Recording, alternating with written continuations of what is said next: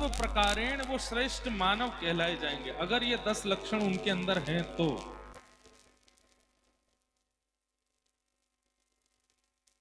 सब लोग इधर देखिए, ध्यान से सुनिए। हमें इतने हल्ला में कथा करना का अभ्यास कम है, लेकिन फिर भी हम प्रयास कर रहे हैं, इसलिए आप सब लोग थोड़ा सावधानी से सुनिए तो हम अपनी बात आपके बीच में रख सकें। धृति क्षमा दमोस्तेयम शौचमिंद्रिय निग्रह धी विद्या सत्यमक क्रोधो दशकम धर्म लक्षणम। कोई व्यक्ति तिलक लगा करके अपने आप को धार्मिक बताता है, कोई व्यक्ति सोमवार का व्रत करके या एकादशी व्रत करके अपने आप को धार्मिक घोषित करता है, पर मूल बात यह है कि धार्मिक व्यक्ति के लक्षण ये सब नहीं है। 10 स्वभाव जिसके अंदर हैं उसको धार्मिक कहा जाता है, और उन 10 स्वभावों का प्रारंभ होता है, सबसे पहला स्वभाव धृति यानी कि धैर्य। धैर्य का मतलब पेशेंस आज के लोगों में बिल्कुल भी नहीं है। उनकी नेक प्रशंसा कर दो, थोड़ी उनकी सत्यता बता दो। अच्छा, किसी व्यक्ति का अगर धैर्य परखना हो तो सबसे बढ़िया तरीका है कि जो उसको देख करके आपको अनुभव होता है उसके मुंह पे बोल दो। उसके दोषों को यदि आप उसको बता देंगे तो वो व्यक्ति अपने धैर्य को छोड़ देता है, धैर्य को खो बैठता है। किसी व्यक्ति से हम ऐसा बोल दें कि भैया तुम बहुत क्रोधी हो, तुम बड़े लालची हो, तुम बड़े लोभी हो, तो कोई हमारी अप्रशंसा करे और अप्रशंसा सुनते ही हमारा धैर्य का बांध टूट जाए, इसका मतलब हम धार्मिक नहीं हैं। धार्मिक व्यक्ति कौन? जिसके अंदर धैर्य है, और केवल धार्मिक नहीं, सब प्रकारेण मानव अगर श्रेष्ठ है तो उसके अंदर धृति होगी, यानी कि धैर्य होगा। धैर्य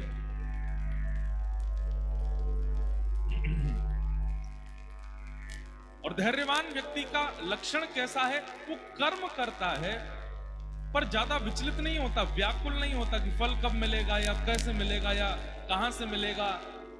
जिन्हें बहुत जल्दी रहती है अपनी हर गतिविधि का फल प्राप्त करने की, ऐसे लोग भी धैर्यवान नहीं कहलाते। भोजन करते ही नहीं पच जाता है, उसकी एक विधि है, उसके बाद ही वो भोजन पचता है।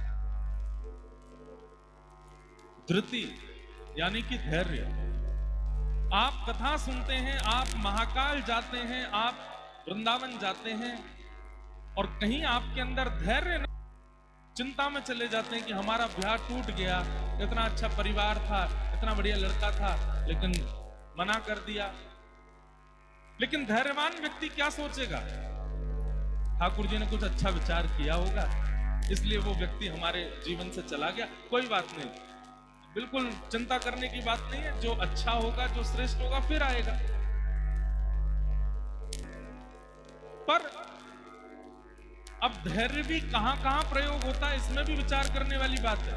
अब बच्चे ने पढ़ाई नहीं की और वो एग्जाम में फेल हो गया, और उसके बाद अपने मन को समझा कोई बात नहीं, एक बार फेल हो गए फिर हो जाएंगे पास। अरे तुम मेहनत नहीं करोगे तो धैर्य का कोई काम। धैर्य करने का भी अधिकार उस व्यक्ति को है जिसके चित्त में परिश्रम है, जिसने मेहनत बहुत की है, जिसने परिश्रम बहुत किया है, सब प्रकार से सब गतिविधियों को संभालने का प्रयास किया, लेकिन उसको वो नहीं मिल पाया जो मिलना चाहिए था, उसके बाद भी वो प्रसन्न रहे, वो धैर्यवान व्यक्ति है। एक नाथ जी महाराज कहते हैं, भैया मैं रोज एक बार स्नान करता था गंगा जी में, लेकिन आज इसकी कृपा से 20 बार गंगा जी का स्नान करने का अवसर मिला, 20 बार गंगा जी ने अपनी गोद में मुझे खिलाया। मैं ऐसे व्यक्ति को दोषी नहीं मानता, कृपालु मानता हूं कि उसने कृपा की और मुझे 20 बार गंगा जी की गोद में जाने का अवसर प्रदान किया। ये लक्षण किसका है? धैर्यवान व्यक्ति का लक्षण। धैर्य लाइए। कभी कोई गतिविधि होती है जीवन में, थोड़ा विचार कीजिए, थोड़ी देर ठहरिए, बहुत जल्दी उस पर रिएक्शन मत कीजिए, क्रोध मत कीजिए। थोड़ा विचार करके थोड़ा समय दीजिए और उसमें नकारात्मकता क्या है उसको भूल करके सकारात्मकता को सोचिए, खोजिए। ये धैर्यवान। अगर आप गुरु दीक्षा लेते हैं और आपके अंदर धैर्य नहीं है तो गुरु कृपा वो नहीं पाएगी। ये 10 लक्षण बहुत ध्यान से सुन के जाइएगा। आपके ऊपर गुरु कृपा, आपके इष्ट मित्रों की कृपा, आपके पूर्वजों की कृपा, आप पर भगवंत कृपा, ये तब सभी हो सकती हैं जब आपके पास में ये 10 पात्र होंगे। तो कहने वाली बात है, भंडारे में 10 सब्जियां बनी हैं, 5 सब्जी बनी है, एक मिष्ठान बना है, एक दाल बनी है, एक रसगुल्ला है, एक गुलाब जामुन है, एक मालपुआ है, लेकिन आपके पास में कटोरियां नहीं है, कहां धारण करोगे उसको? गुरु के पास देने के लिए 10 प्रकार के साधन है। गुरु के पास देने के लिए, आचार्यों के पास देने के लिए, ठाकुर जी के पास देने के लिए बहुत कुछ है, पर हमारे पास पात्र भी तो हो। इन 10 भावों को आप पात्र मानिएगा। ये 10 भाव पात्र है, उसमें पहला पात्र है धैर्य।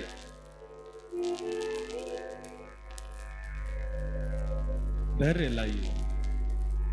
और धैर्य आएगा कैसे? घर बैठे बैठे नहीं आएगा। नित्य सत्संग श्रवण करना शुरू कर दीजिए। आजकल खूब अच्छी सुविधा है, हमें भी लोग YouTube पे ही सुनते हैं, इतने सारे लोग YouTube पे, फोन पे, सब जगह सुनते हैं। नित्य सुनना प्रारंभ, नियम बना लीजिए, कोई काम हो ना हो कथा जरूर सुननी है। 10 मिनट सुने, 15 मिनट सुने, 20 मिनट सुने, सोने से पहले सुने। एक व्यक्ति हमसे बोले, महाराज जी हम रात में सोने से पहले कथा सुनते हैं और कथा नहीं सुने तो नींद नहीं आती। मैंने कहा ये कॉम्प्लीमेंट है कि कमेंट है? मतलब कथा तुमको इतना बोर कर देती है कि तुम सो जाते हो। धृति, धैर्य। और वो धैर्य आएगा कैसे? सत्संग से। कथाएं श्रवण करो, सत्संग श्रवण करो, आचार्यों की वाणी श्रवण करो, धैर्य आएगा चित्त में। धृति पहला पात्र। दूसरा पात्र क्या है? क्षमा। समझ रहे हैं हमारी बात? क्षमा। हम लोगों के अंदर क्रोध इतनी मात्रा में भर चुका है कि छोटी सी गलती करने वाले को भी हम क्षमा नहीं करते। देखो, 2 प्रकार का क्रोध होता है। एक क्रोध तो ऐसा होता है कि मैं क्रोध नहीं करूंगा तो ये और बिगड़ेगा, मुझे क्रोध करना पड़ेगा, वो क्रोध अच्छा है। जहां पर आप किसी की भलाई के लिए क्रोध करते हैं, माताएं बच्चों की भलाई के लिए क्रोध करती हैं, कभी कभी पति की भलाई के लिए क्रोध करती हैं, कभी बच्चे माता पिता पर भी क्रोध कर देते हैं। पिताजी को शुगर है फिर भी मीठा खाते हैं तो बच्चे नाराज हो जाते हैं। ऐसा क्रोध करना जिसमें दूसरे की भलाई छिपी हो, वो क्रोध बुरा नहीं है, पर कोई भला नहीं होने वाला है। लेकिन जबरदस्ती अपनी जिद पर किसी की छोटी सी गलती पर नाराज हो गए हैं, उसको नीचा दिखाने का प्रयास करते हैं, नित्य उससे अभद्रता से बात करते हैं, नित्य उससे रूठे रहते हैं, ये क्रोध अच्छा नहीं। क्षमा। और एक बात बोले बंधुओं, क्रोध कई बार क्रोध दिखावे में ही करना चाहिए, मन से कभी मत करना। सबसे ज्यादा मानव के चित्त में विकारों को उत्पन्न करता है क्रोध। आप देख लो, जब आप भयंकर क्रोध करते हैं, आपके अंदर ऐसे विचार भी आने लग जाते हैं जो आपने कभी सोचे नहीं होंगे। मैं इसके साथ ऐसा कर दूं, ईर्ष्या आ जाती है। मैं इसका ये हरण कर लूं, लोभ आ जाता है। अरे कहां तक कहें, क्रोध में हत्या तक की स्थिति, आत्महत्या तक की स्थिति आ जाती है। सारे विकार जो मानव के चित्त में आते हैं, उन सब की जड़ है क्रोध। इसलिए क्या करो, हमारे शास्त्र क्या करते हैं, घटिकत द्वयम, 2 घड़ी का गुस्सा ही अच्छा है। 2 घड़ी मतलब 1 घड़ी में 45 मिनट होते हैं,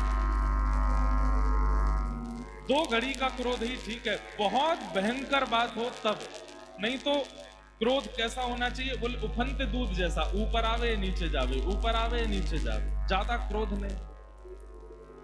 क्षमा जीवन में लाइए। बस क्षमा, क्षमा बड़े न को चाहिए। हमने एक जगह एक बात कही थी, इस संसार में सबसे बड़ा दंड क्या है? इस संसार में सबसे बड़ा दंड क्या है? किसी को क्षमा कर देना सबसे बड़ा दंड। क्यों? आपके साथ किसी ने कुछ गलत किया, आपसे किसी ने कुछ गलत बोला, और आपने अगर तुरंत रिएक्ट किया, तुरंत बोल दिया, तुरंत गुस्सा किया, तुरंत क्रोध किया, तो आपने उसकी गतिविधि का तुरंत बदला ले लिया। लेकिन उसने कुछ कहा और आपने क्षमा कर दिया, तो फिर प्रकृति को यह संकेत मिल जाता है कि इसने हमसे कुछ नहीं कहा है, इसने इस व्यक्ति से कुछ नहीं कहा है, अब इसका बदला हम लेंगे। तो फिर प्रकृति उससे बदला लेती है। इसलिए क्षमा। किसी ने कुछ गलत किया, किसी से कोई अपराध बना, आपसे किसी ने अभद्रता से बात की या कोई भी प्रकार की क्रिया हुई, आप उसको क्षमा कर दो। ठीक है भैया, कोई बात नहीं, हमारी गलती है, तुम प्रसन्न रहो, तुमने हमारे लिए ऐसा बोला, हमारे परिवार के लिए ऐसा बोला, हमारे बच्चों के लिए ऐसा बोला, कोई बात नहीं, हम क्षमा मांगते हैं, तुम ऐसे ही रहो। बस क्षमा करके चले गए वहां से। लेकिन एक बात और, आप बोल करके तो क्षमा करके गए, लेकिन मन में सोचते जा रहे हैं, अब देख तेरे साथ क्या होगा, तेरे को भगवान देखेगा, भगवान बताएगा। नहीं नहीं, मन में भी कुछ मत लाइए। क्षमा हृदय से और वाणी से, दोनों से क्षमा करके चले जाइए। ठाकुर जी देखेंगे फिर उसे। व्यक्ति जब किसी की गलती पर उस पर प्रतिक्रिया देता है, तो फिर ठाकुर जी कहते हैं बदला इसने ले लिया, अब मैं कुछ नहीं करूंगा। लेकिन व्यक्ति अगर खुला छोड़ दिया जाए गलती करने के बाद भी, तो फिर प्रकृति उससे बदला लेती है। और प्रकृति जो बदला लेती है वो हम कभी नहीं ले सकते। मंच से मुझे बोलना नहीं चाहिए, कई लोगों के शायद हृदय को बुरी लगे ये बात, पर प्राकृतिक बदला कैसा होता है पता है? आने वाली पीढ़ी की बुद्धि विकृत हो जाएगी, बुद्धि नाश हो जाएगी। आपके द्वारा कमाया गया धन, आपके द्वारा कमाई गई इज्जत, आपके द्वारा कमाया गया जो कुछ भी है, सबका नाश करने लगेंगे, आपकी बिल्कुल नहीं सुनेंगे। बच्चे आपके हाथ से चले जाएंगे, आप उनकी भली की बात कहोगे, आपको वो दुश्मन की तरह देखने लगेंगे। ये प्रकृति का बदला है। इसलिए हमारी एक बात वो लोग सुने जो आए दिन लोगों के साथ गलतियां करते रहते हैं। अगर सामने वाला आपको क्षमा कर रहा है तो डरिए, क्योंकि क्षमा बहुत बड़ा दंड है, वो आपके पूरे वंश पर आ सकता है। इसलिए कोई नाराज हो जाए, आप कुछ गलती करो और वो सामने वाला क्षमा कर रहा हो तो उसके पैर पकड़ो, नहीं दो चार बात बोल दे, मेरे को थोड़ा तू सुना दे, भाई मेरे से गलती हो गई, तू मुझको क्षमा मत करो, तुम बोल दो, कुछ मेरे को सुना दो, दो चार बातें कुछ कह दो। क्योंकि क्षमा उस व्यक्ति का तो कल्याण करता है जो क्षमा करता है, पर जिसको क्षमा मिलती है उसका भविष्य खतरे में आ जाता है। बहुत सावधानी से सुनिएगा इस बात। हमारे भारत में उड़ीसा, बंगाल प्रांत में एक अद्भुत आचार्य हुए, उनका नाम था श्री जयदेव महाप्रभु, जिन्होंने गीत गोविंद की रचना की। हमारे अगर कुछ श्रोता यहां बैठे होंगे जो कथा नियमित सुनते हैं, उनको गीत गोविंद के बारे में पता होगा। महाप्रभु जगन्नाथ जी गीत गोविंद सुनने के लिए दौड़े चले आते हैं। एक कोई लाली जगन्नाथ जी बना के भी लाई है, पीछे से दिखा रही हैं। एक पंक्ति गा देते हैं बस। अभिनव जलधारा सुंदर रत्मंदर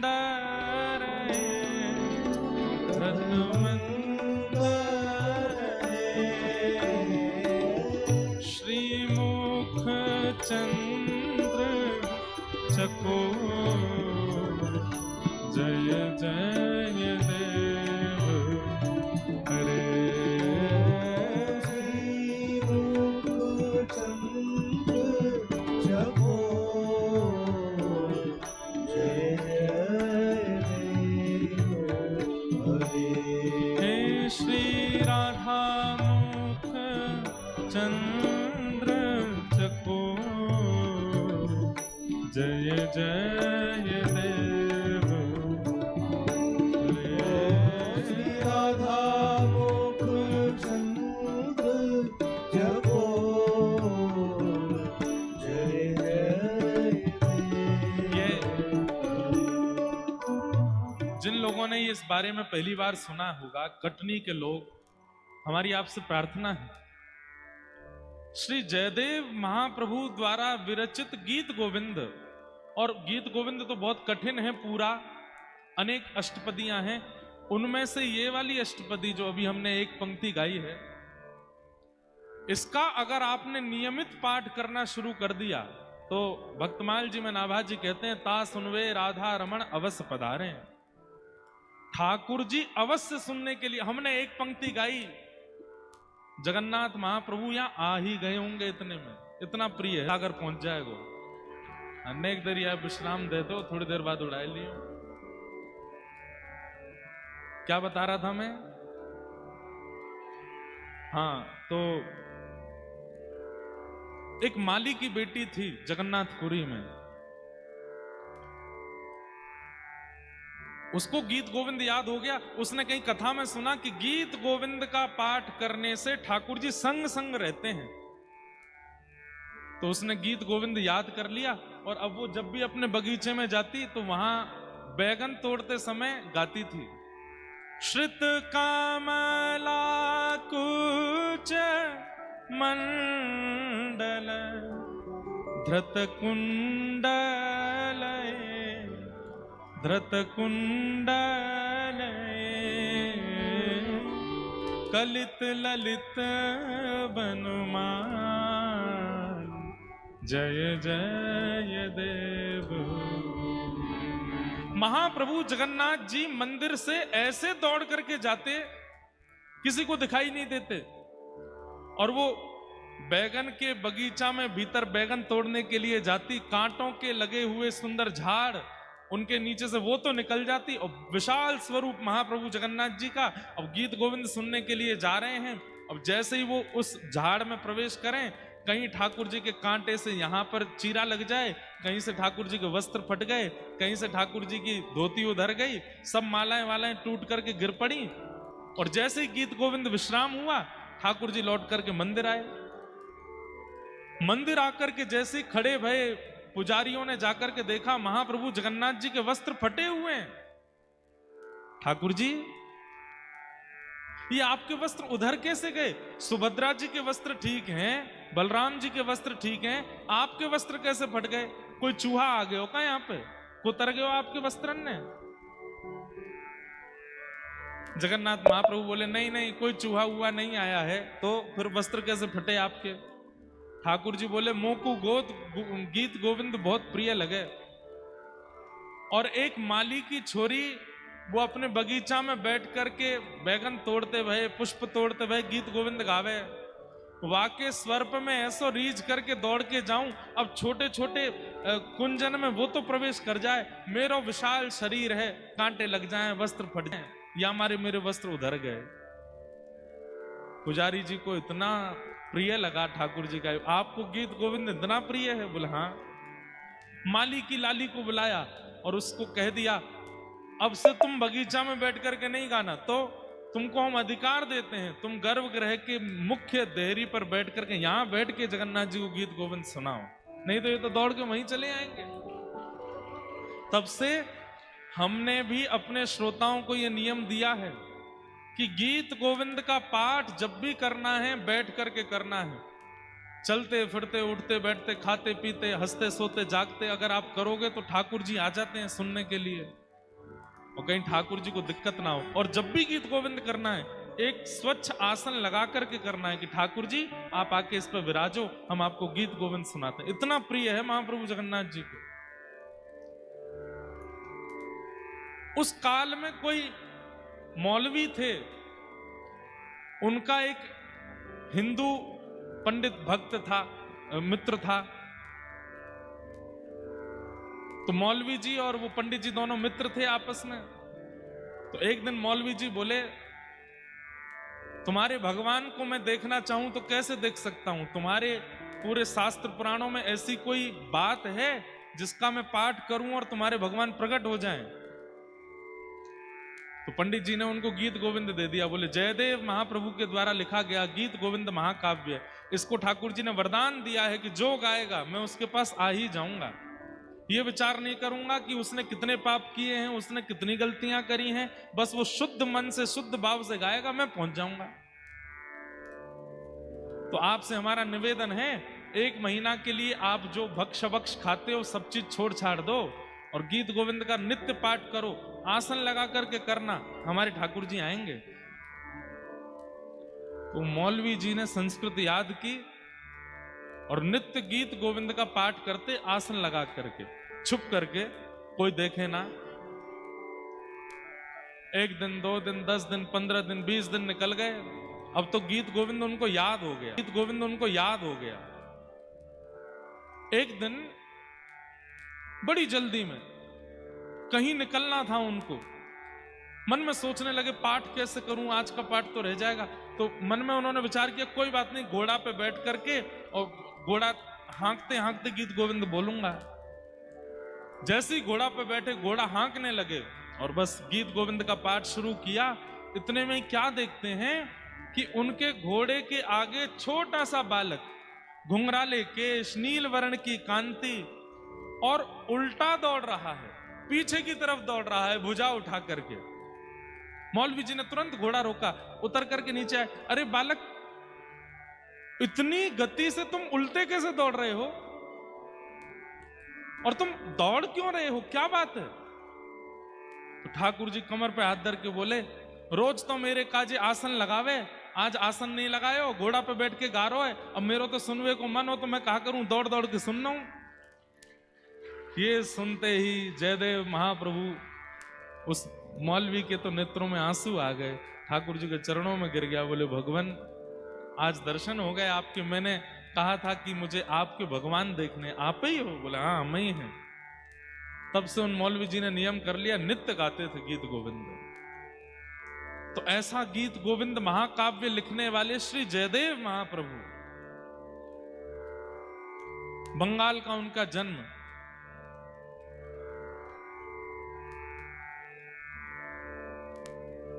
उनके साथ एक लीला हुई कि एक बार वो अपने किसी शिष्य के यहां से प्रसाद पाकर के कहीं जा रहे थे।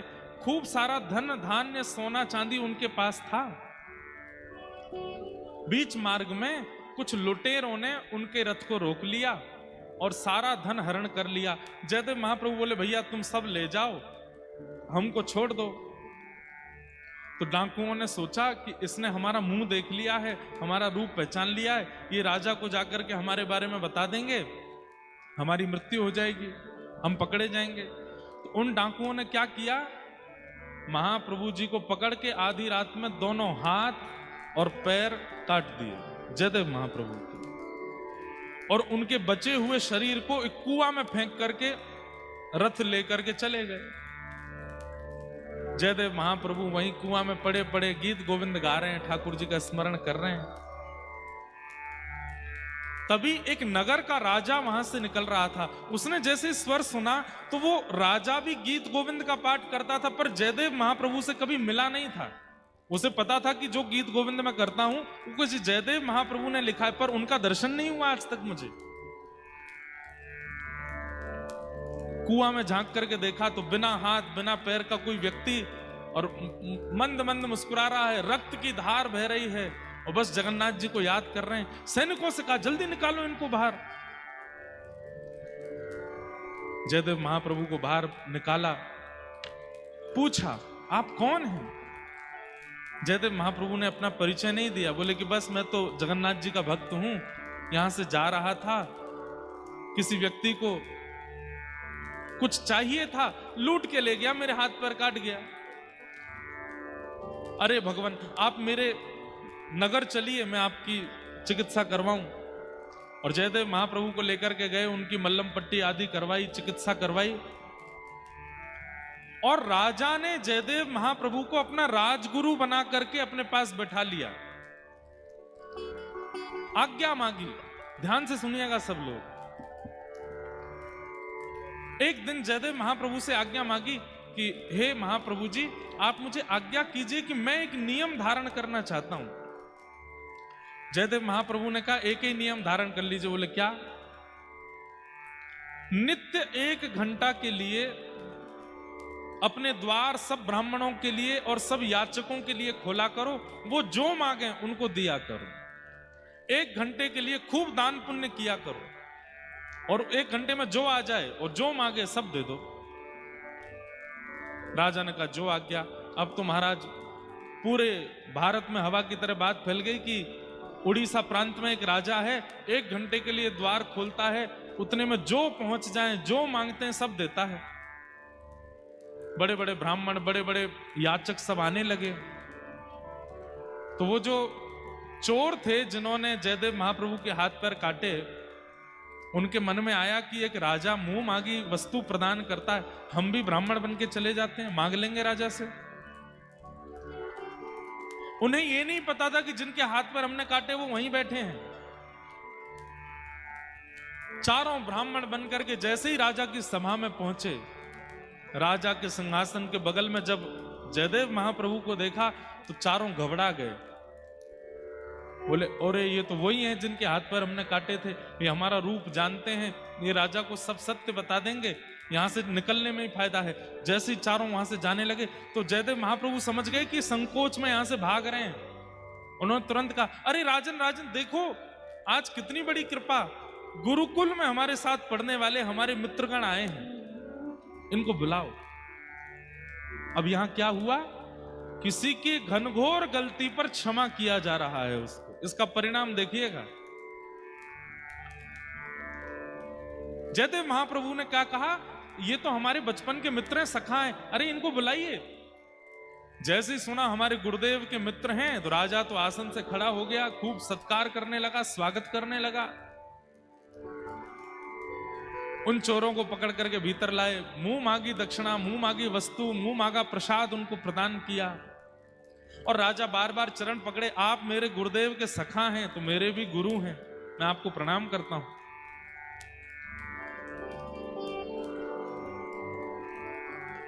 वो डाकू चोर सब सोचने लगे, बोले कि ये जयदेव महाप्रभु, इनके हमने हाथ पैर काट दिए और ये हमारा इतना सम्मान करवा रहे हैं, इतना धन धान्य दिया।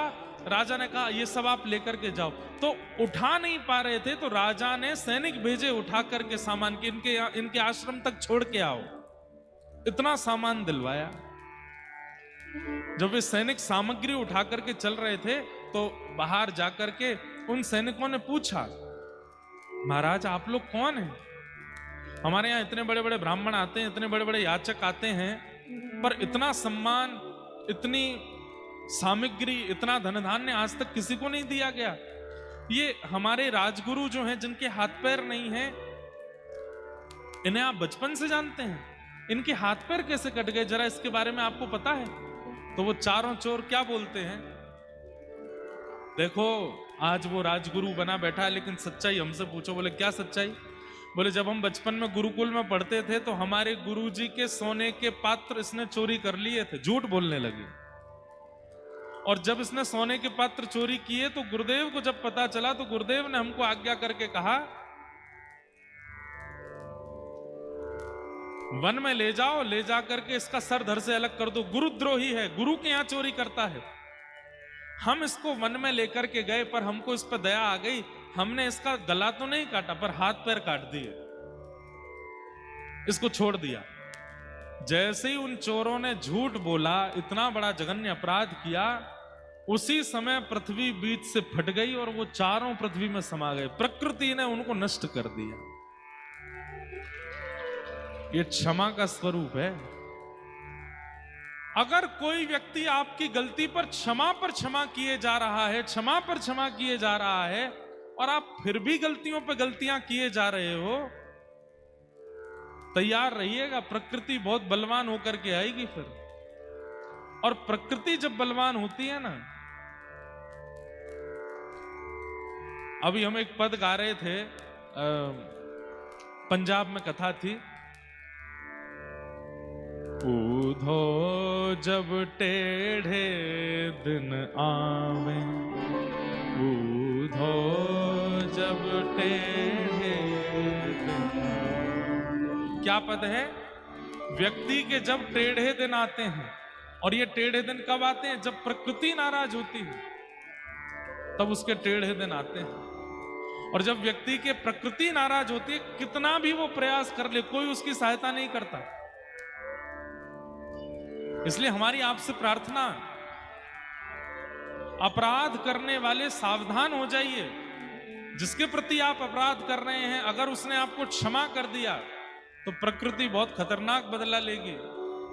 और बाकी सबसे हमारी प्रार्थना, आपके साथ कोई कितना भी कुछ कर ले, आप उसको क्षमा ही करो, क्योंकि क्षमा सबसे बड़ा दंड है।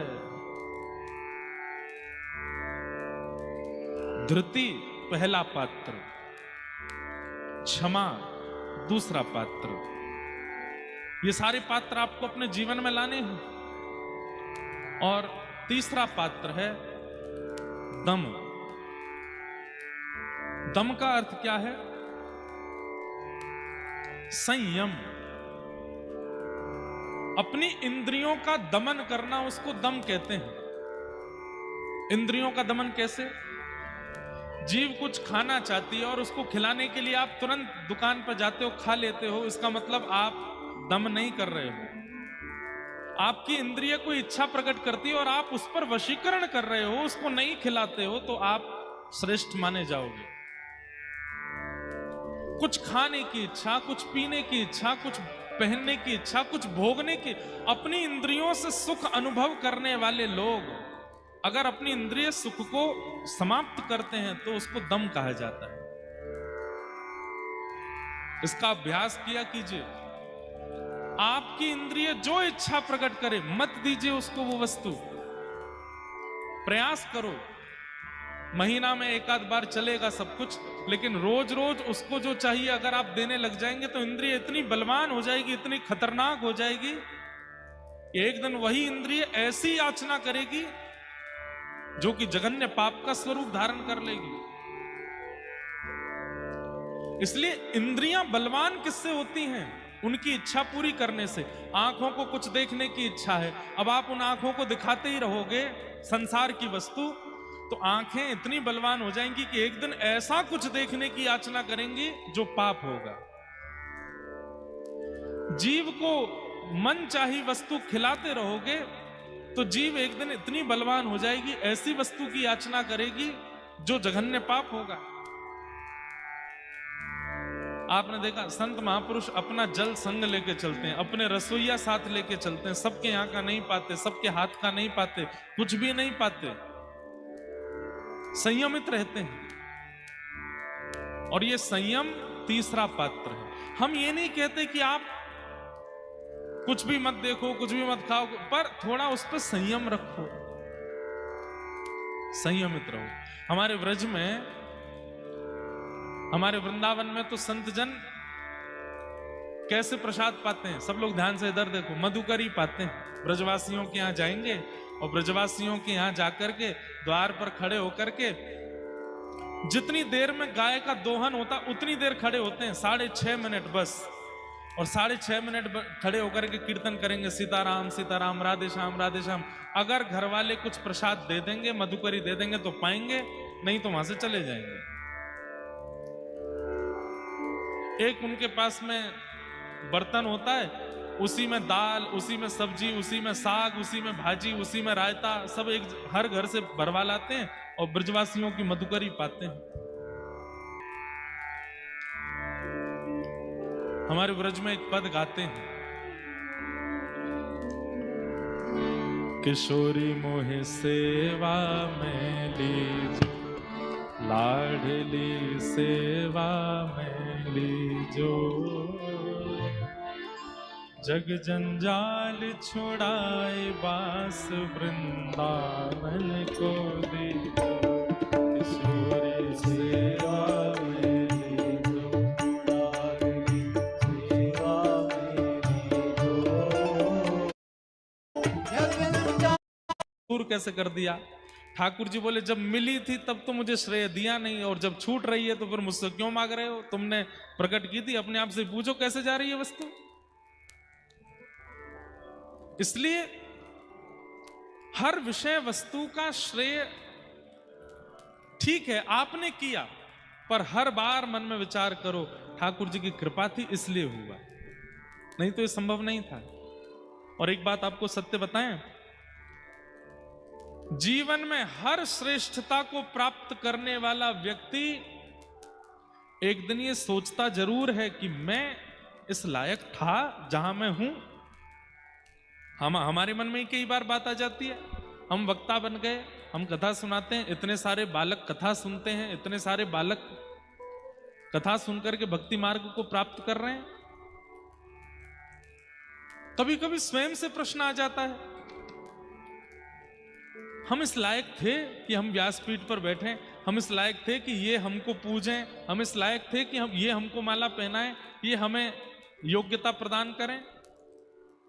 इसका मतलब क्या है, हर व्यक्ति जानता है कि मैं इस लायक नहीं था, लेकिन फिर भी हंसता हंसता सारा श्रेय लेता रहता है। हाँ माला पहना दीजिए, शॉल पहना दीजिए, हमारा सम्मान कर दीजिए, हमें श्रेष्ठ बताइए, हमारे बारे में 10 बात अच्छी बोलिए। ये चोरी है। ये कल भी पीतांबरी वाली तितली जी आई थी, आज भी आई।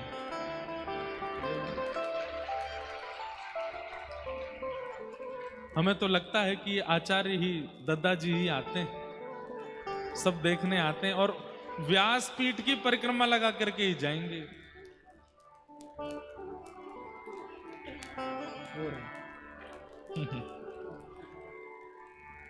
कल भी आए थे, दादाजी महाराज देखने आते हैं।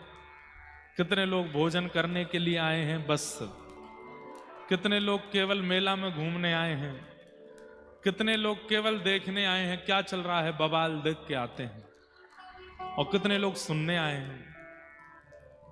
सबको देखने आते हैं, हर प्रकार के लोग हैं, इतने भांति के लोग आए हैं यहां पर। कथा सुनने वालों का सेक्शन अलग है, काट छाट करने वाला, उत्सव कैसा है कैसा नहीं है, क्या व्यवस्था है क्या नहीं है, ऐसे लोग अलग हैं, निमंत्रित लोग अलग हैं, और केवल इस बात की फिराक में बैठे हैं कब कथा पूरी हो, भोजन पावे, भोग मिले, प्रसाद मिले, इसलिए अलग बैठे हैं। सबको परखने देखने आते हैं। तो अस्तेयम, बंधुओं श्रेय दिया करो, लिया मत करो। हमारे ठाकुर जी का स्वरूप है, सबको श्रेय देते हैं।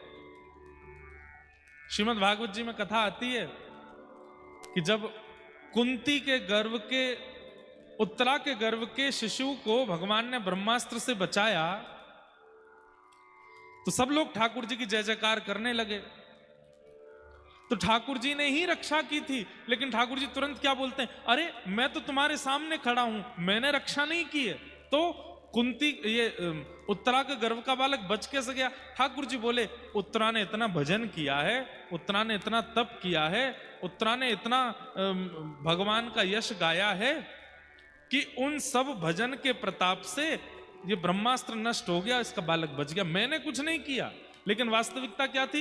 एक रूप से ठाकुर जी बाहर खड़े थे और एक रूप से अंगुष्ठ मात्र वायु का आश्रय लेकर के वायु की तरह नासिका से गर्भ में प्रवेश करके रक्षा कर रहे थे। ठाकुर जी का स्वरूप कैसा है? श्रेय देते हैं दूसरों को, स्वयं करते हैं पर श्रेय दूसरों को देते हैं।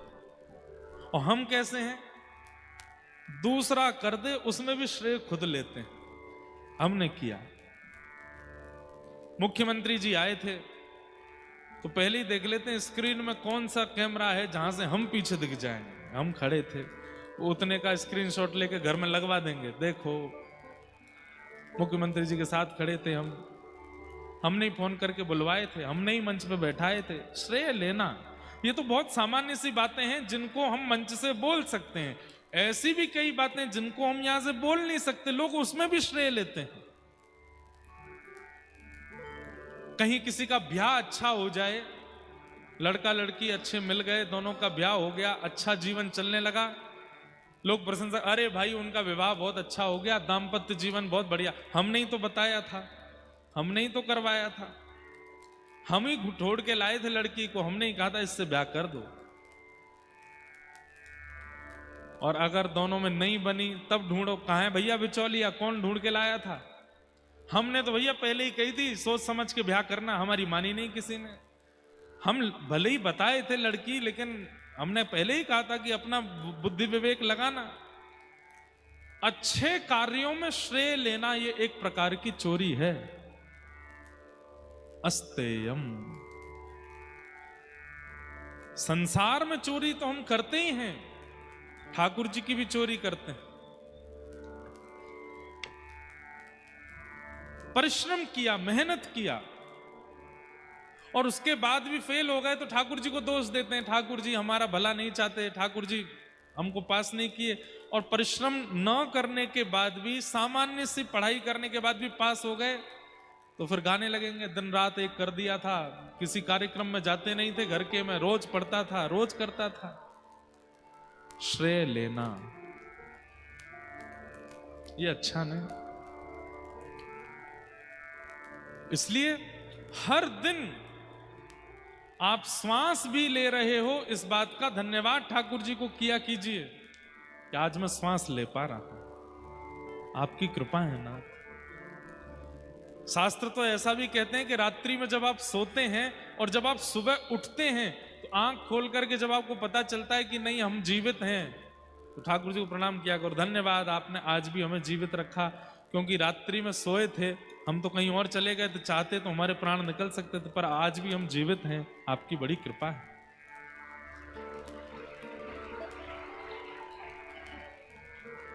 हर घड़ी, हर क्षण, हर स्थिति में ठाकुर जी को धन्यवाद कहते रहो, नाथ आपकी बड़ी कृपा है।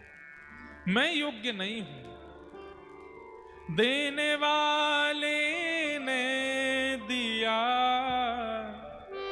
वह भी दिया किस शान से, मेरा है यह लेने वाला कह उठा अभिमान से, मैं मेरा यह कहने वाला मन किसी का है दिया,